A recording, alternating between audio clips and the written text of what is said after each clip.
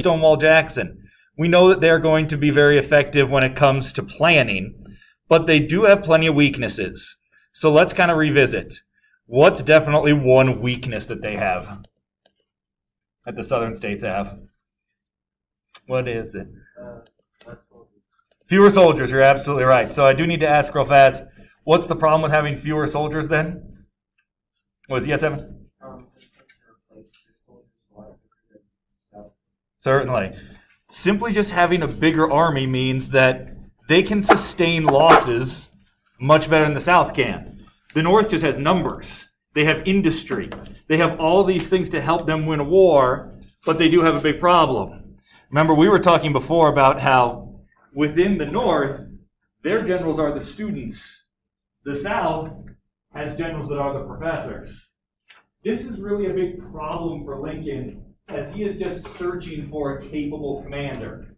He's going to go through a handful of commanders of the Union Army, and simply he watches them make mistakes, one after another. Lincoln kind of is getting very frustrated because when he sees his commanders making mistakes, he fires them and then promotes someone else. And then he makes mistakes, and he fires him and promotes someone else. We're going to go through 4 commanders of the U.S. Army during this conflict until we get to one that's successful. We're going to start with General McClellan. He makes his mistakes. Lincoln fires him, promotes another general to the head of the Union Army. He promotes General Burnside. Guess which one of these guys is Burnside?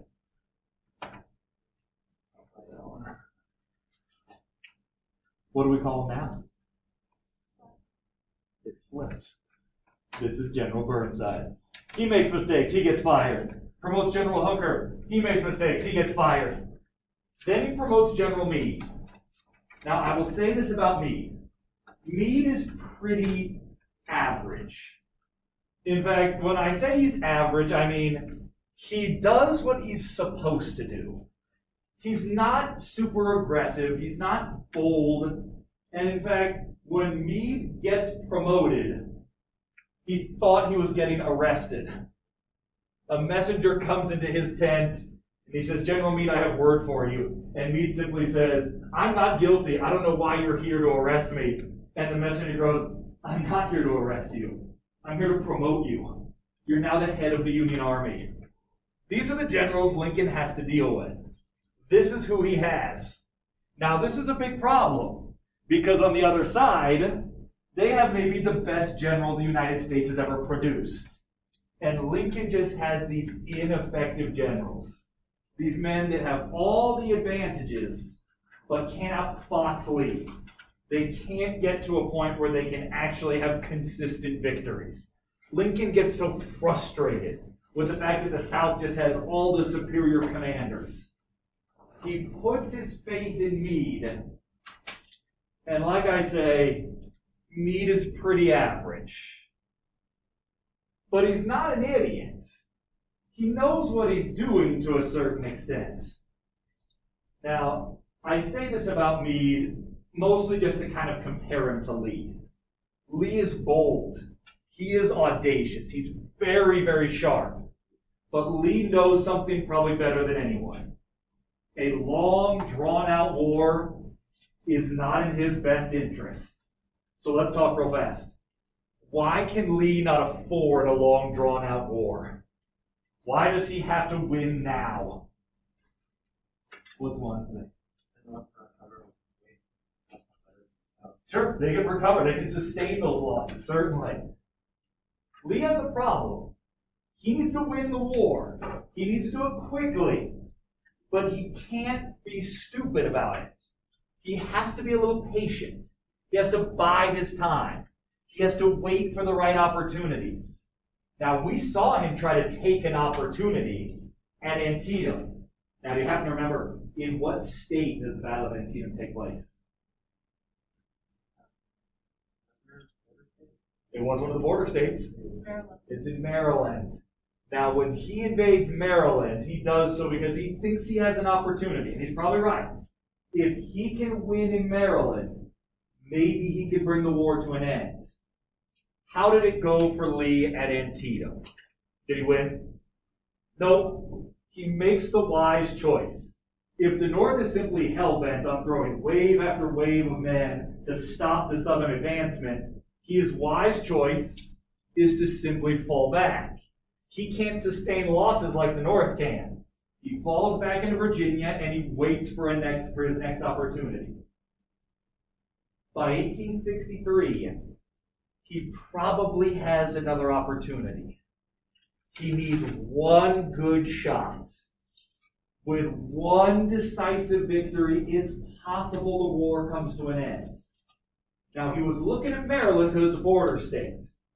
But his next opportunity is going to come somewhere that's even north of Maryland. Lee wants to invade the Union proper. He wants to invade Pennsylvania.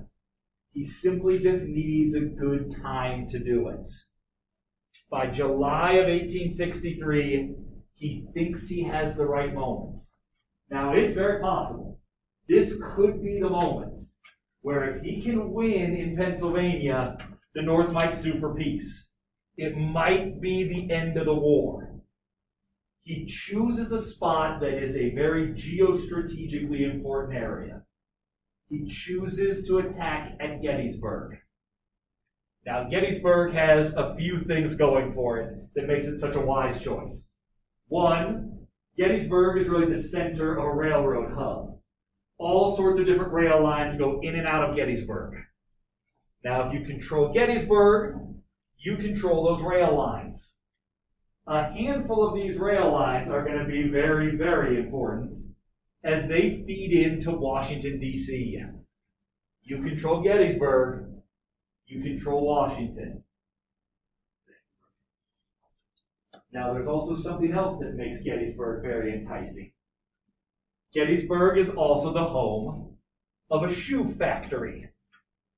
About 1/4 of Lee's men don't have shoes on.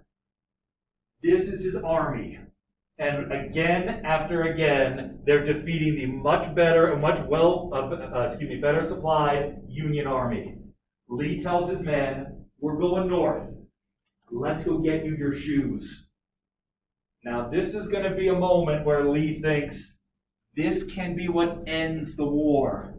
He's not necessarily wrong, but this is going to be the turning point as well. Now, before I get too far, I do want to explain a couple things first. As we kind of talked about, who's really winning the war in the early stages? The South. At Gettysburg, we're going to see that momentum shift. We're going to see the South make some mistakes that's going to cost them the war. Some of these mistakes are so minute, it includes just one sentence that was uttered that is going to cost them the war. Now, Lee is correct.